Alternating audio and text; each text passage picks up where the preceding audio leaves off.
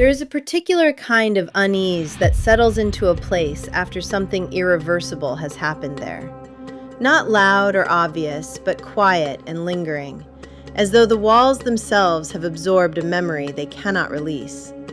And in the small, quiet town of Cedar Falls, Iowa, that unease began not with a scream or a sudden act of violence, but with a disappearance so subtle, so strangely undisturbed, that it forced investigators to confront a possibility far more unsettling than chaos, that whatever had happened inside that house had unfolded in silence, under control, and perhaps most disturbingly of all, in the presence of someone who had never truly left.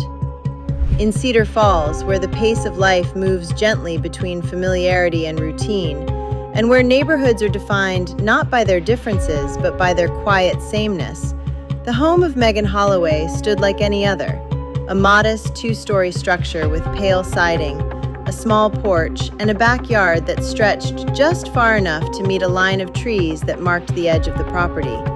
And for years, it had been a place defined not by fear, but by the steady rhythm of ordinary life. Megan Holloway was 38 years old, a high school counselor known for her patience, her attentiveness, and the way she carried herself with a calm that seemed to put others at ease. And although her work often involved navigating the emotional complexities of others, her own life was structured, predictable, and largely uneventful, a balance she maintained carefully, perhaps even deliberately, as though she understood the value of stability in a world that rarely offered it freely. On the evening of September 9th, Megan returned home just after 5:45 p.m., her car pulling into the driveway as it had countless times before. Her routine so consistent that neighbors often recognized the sound of it without looking, and as she stepped inside, placing her bag by the door and moving through the familiar sequence of small, habitual actions that mark the transition from work to home, there was nothing to suggest that the evening would deviate from its expected course. At 6:12 p.m., she made a phone call to a colleague, discussing a student matter that required follow-up the next day, her voice steady, engaged, and entirely unaware that this conversation would later become a reference point in an investigation that would attempt to reconstruct the final hours of her life with a precision that bordered on obsession. By 7:03 p.m., she had prepared dinner, eaten, and begun her usual evening routine, which often involved reviewing notes, responding to emails, and occasionally watching television. And it was during this time, within the quiet comfort of her own home, that something began to shift, not in a way that could be immediately seen or heard, but in a manner that would only become apparent in hindsight, when every detail was examined through the lens of what would come next. The first indication that something was wrong came the following morning, when Megan failed to arrive at work, an absence that was immediately noticed not because it was dramatic, but because it was so entirely out of character. And when repeated calls went unanswered and messages remained unread, concern began to build, slowly at first, then with increasing urgency until a welfare check was requested.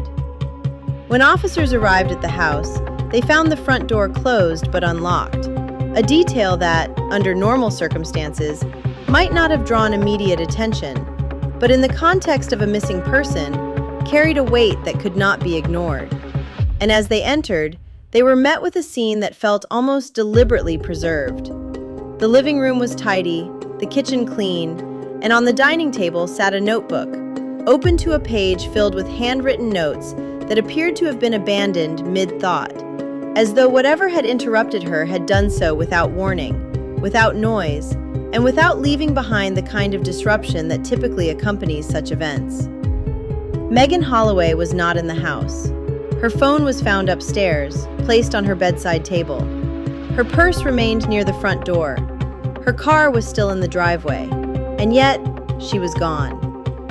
The absence of evidence quickly became the most significant detail, because there were no signs of forced entry, no indications of a struggle, and no immediate clues to suggest how or why she had disappeared, which led investigators to consider the possibility that whoever had been involved had not needed to force their way in, but had instead operated within the boundaries of familiarity.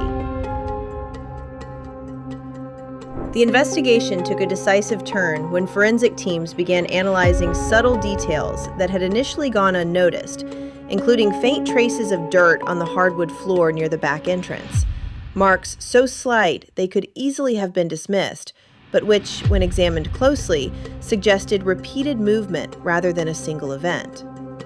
This discovery led to a re-examination of the property itself, particularly the backyard, where the line of trees that marked the edge of the property also concealed something else: a narrow, barely visible path that extended into the wooded area beyond, a path that did not appear on any official map, but which showed signs of recent use. Search teams followed the path, moving deeper into the wooded area, where the silence grew heavier, the air still, and the sense of isolation more pronounced. And it was there, nearly half a mile from the house, that they found the first piece of undeniable evidence: a shallow depression in the ground, disturbed soil, and beneath it, evidence that confirmed their worst fears. Megan Holloway's body was discovered 2 days later, concealed but not deeply buried, as though the person responsible had relied more on distance than concealment. And while the autopsy would later confirm that she had been strangled, the lack of defensive wounds once again pointed toward a scenario that involved control, timing, and a chilling level of precision. The question that remained was not just who had done this, but how they had managed to do it without leaving behind any clear trace within the house itself. The answer, when it came, would redefine the entire case. A neighbor came forward with information that, at first, seemed insignificant, describing a man who had been seen walking along the edge of the wooded area several times over the past few weeks. Someone who did not appear to belong, but who had never drawn enough attention to warrant concern, because his presence had been intermittent, his behavior unremarkable, and his movements subtle. Investigators began canvassing the area, eventually identifying the man as Ethan Caldwell, a former groundskeeper who had worked in the region months earlier, someone familiar with the terrain, the layout of the properties, and the pathways that connected them in ways that were not immediately visible. What they uncovered next was deeply unsettling, because evidence began to suggest that Ethan had been using the wooded path to approach the property repeatedly, observing the house from a distance, learning Megan's routine, and identifying patterns that would later allow him to act with precision. But the most disturbing detail was yet to come. Further investigation revealed that the back door of Megan's house had a faulty latch, a small defect that prevented it from locking completely unless it was closed with force. A detail so minor it had gone unnoticed, and yet it was this single flaw that had allowed Ethan to enter the house without resistance. He had not broken in, he had simply walked in. What followed, according to his eventual confession, was a sequence of actions defined not by chaos, but by patience.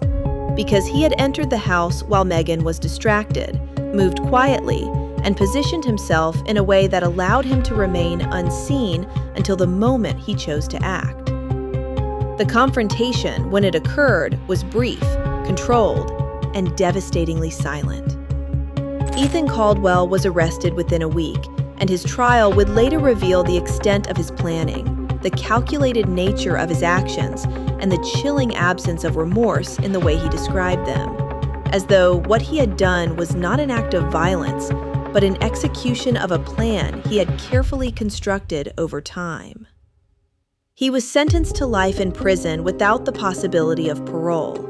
And yet, for the town of Cedar Falls, the conclusion of the case did not bring closure in the way one might expect, because the nature of the crime had altered something fundamental, something difficult to define, but impossible to ignore. The idea of safety had changed. Doors were checked more carefully, windows were locked with greater attention, and the wooded paths that once seemed like quiet extensions of the neighborhood now carried a different meaning entirely. Because what the case of Megan Holloway ultimately revealed was not just the danger of a single individual, but the unsettling truth that sometimes the The boundary between safety and vulnerability is far thinner than we believe, defined not by walls or locks, but by the small details we overlook, the habits we trust, and the assumption that what lies just beyond our awareness is harmless. And in the quiet spaces between houses, where paths wind through trees and shadows stretch just a little too far, there remains a question that lingers long after the case has been closed. How close does someone have to be before you realize they were never far away at all?